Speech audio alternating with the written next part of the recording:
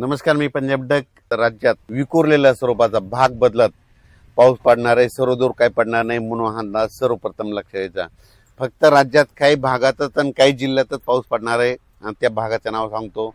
राज्यामध्ये फक्त ह्या 17 ऑगस्ट पर्यंत नागपूर, भंडारा, गोंदिया, चंद्रपूर, यवतमाळ, अमरावती, अकोला, बुलढाणा, त्याच्यानंतर जळगाव, धुळे, नंदुरबार आणि मालेगाव ह्या पट्ट्यामध्ये काय होणार आहे, 2 कमी दाबाचे पट्टे आहेत. आता एक चाललाय आणि परत त्याच्या पाठीमागे आणखीन एक कमी दाबाचा पट्टा आहे. ते मध्य प्रदेशकडे जात असल्यामुळं त्याच्यामुळे ते सीमालगत त्या जे जिल्हे आहेत त्याच्यामुळे त्या भागामध्ये जे महाराष्ट्राचे सीमालगतचे जिल्हे आहेत मग त्या जिल्ह्यामध्ये काय होणार आहे, 17-18 ऑगस्ट पर्यंत तिकडल्या पट्ट्यामध्ये मात्र ते पाऊस जोराचा पडणार आहे, शेतात पाणी साचणारा पडणार आहे म्हणून हा अंदाज लक्षात यायचा.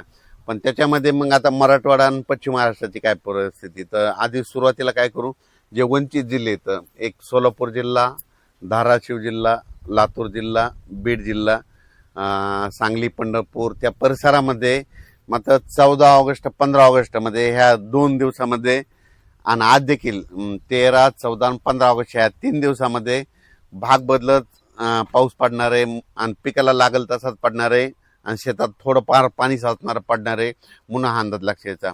मुसळधार काही पाऊस पडणार नाही म्हणून हा त्यांनी अंदाज देखील लक्षात यायचा.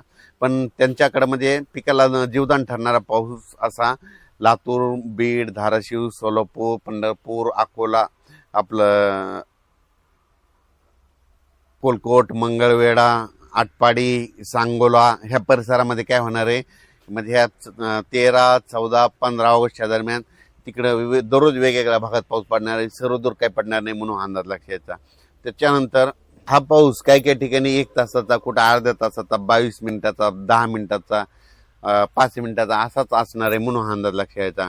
पण त्याच्यानंतर राज्यात मात्र परतीचा पाऊस धुमाकूळ घालणार आहे म्हणून हा अंदाज सोलापूर जिल्हा, लातूर जिल्हा, बीड जिल्हा, जालना, संभाजीनगर, अहिल्यानगर, सांगली, कोल्हापूर, सातारा, मानखटाव, म्हणजे मानखटावकडं तिकडं दुष्काळजन्य परिस्थिती आहे, म्हणजे काही तालुके असे आहेत की तिकडं पाऊस कमी पडतो, तिकडं मात्र परतीचा पाऊस पडणार आहे म्हणून हा अंदाज त्या शेतकऱ्यांनी लक्षात घ्यायचा. त्याच्यानंतर पुणे, मुंबई, इगतपुरी, संगमनेर, अकोले, नाशिक, दिंडोरी ह्या परिसरामध्ये मात्र सरी चालू राहतील आणखीन जवळपास 17 ऑगस्ट पर्यंत म्हणून हा अंदाज लक्षात यायचा.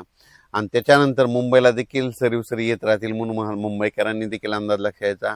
पण जास्त पाऊस सगळ्यात जास्त भंडारा, गोंदिया, चंद्रपूर, यवतमाळ, अमरावती, मोर्शी त्या परिसरामध्ये, अचलपूर, दर्यापूर, त्याच्यानंतर परतवाडा, अकोला, त्याच्यानंतर इकडं शेगाव, खामगाव, त्याच्यानंतर जळगाव, जामोद घाटाच्या खाली नांदुरा, मलकापूर, त्याच्यानंतर जळगाव, रावेर, त्याच्यानंतर इकडं धुळे, नंदुरबार ह्या पट्ट्यामध्येच काय होणार, मोठा पाऊस पडणार आहे, शेतात पाणी साचणार पडणार आहे म्हणून हा अंदाज लक्षात यायचा.